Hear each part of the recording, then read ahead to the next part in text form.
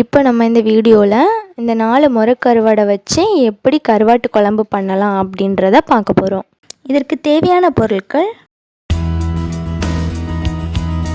ஒரு பாத்திரத்தை எடுத்து நம்ம அடுப்பில் வச்சுக்கலாம். பாத்திரம் ஹீட் ஆனதுக்கப்புறம் ஒரு 3 டீஸ்பூன் எண்ணெய் விட்டுக்கலாம்.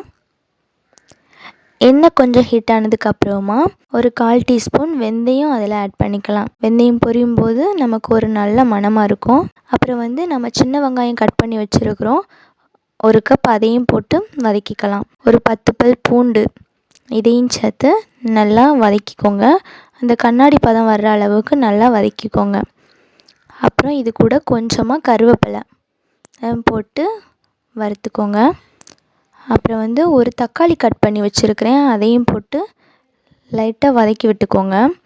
இப்போ நான் இதுக்கு காய் கத்திரிக்காயும் ஒரு வாழைக்காவும் எடுத்திருக்கேன், கட் பண்ணி வச்சுருக்கிறேன். இதையும் நீங்கள் இது கூட ஆட் பண்ணிடலாம்.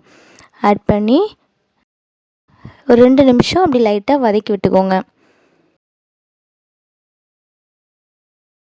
இப்போ நம்ம 2 டீஸ்பூன் வத்தல் தூள், 1 டீஸ்பூன் மல்லித்தூள், ஒரு 1/4 டீஸ்பூன் மஞ்சள் தூள் போட போகிறோம்.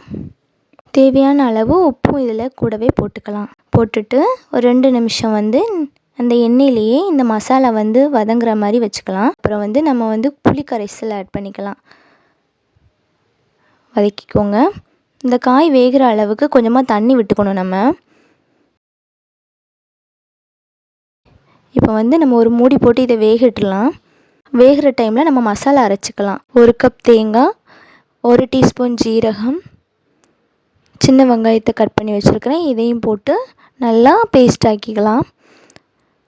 அப்புறம் இந்த காயெல்லாம் நல்லா வெந்துடுச்சான்னு பார்க்கலாம். ஓரளவு காய் வெந்திருக்குது. இந்த டைமில் நம்ம இந்த பேஸ்ட்டை ஆட் பண்ணிடலாம். இந்த மசாலாவை இதில் ஆட் பண்ணி கொஞ்ச நேரம் கொதிக்க விட்டுடலாம். கருவாடு லாஸ்ட்டாக தான் போடணும். இதில் தேவையான அளவு உப்பு, ஏற்கனவே கொஞ்சம் உப்பு போட்டிருக்கோம், நம்ம தேவையான அளவு உப்பு போட்டுக்கலாம். இந்த டைமில் நான் 4 முறை கருவாடு எடுத்து க்ளீன் பண்ணி வச்சுருக்கிறேன், இதையும் அது கூட போட்டு கருவாடு ரொம்பவே பொடிஞ்சிடாமல் லைட்டாக ஒரு 2 நிமிஷம் அது வெந்தால் போதும். அந்தளவுக்கு 2 நிமிஷம் கழித்து நம்ம எடுத்துக்கலாம். இது கூடவே கொஞ்சம் கருவேப்பிலையும் போட்டு அந்த கருவேப்பிலையோட மனம் வேகும்போது நல்லா வரும். இப்போ நமக்கு சுவையான கருவாட்டு குழம்பு ரெடி ஆயிடுச்சு.